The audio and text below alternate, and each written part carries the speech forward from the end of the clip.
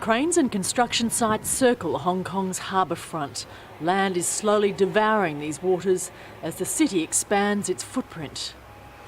These scientists are keeping a close watch on what's happening on land, but an even closer watch on what's going on beneath the water and what might be happening to the coral.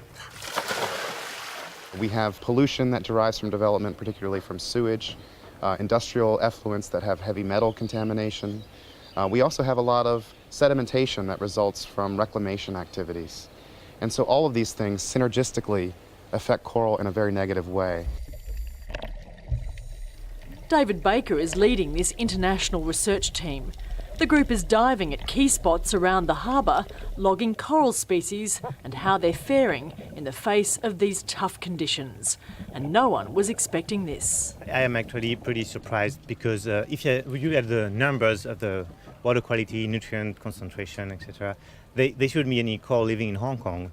Just a few nautical miles from container ports, high-rise housing estates, major construction sites and 7 million people, the divers have found coral not just alive, but thriving. It's remarkable. I mean, we can dive in places that you think where no coral could survive.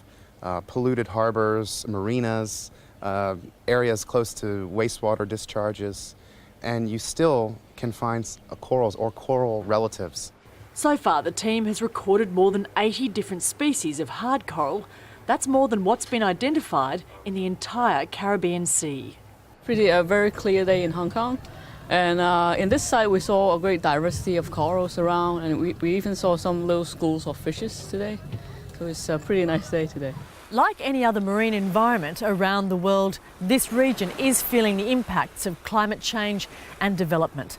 But the stronger types of coral species here are holding on despite the unrelenting conditions, and scientists are trying to establish how they survive.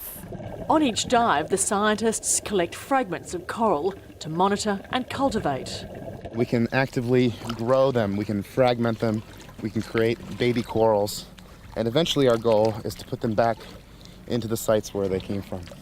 The fact these corals are thriving is leaving scientists baffled. So we could make a hypothesis that the corals here have been selected for only the strongest. Only the strongest survive. So it could be that the corals that we do have in Hong Kong today are super corals that may hold some secrets for coral survival globally in the future.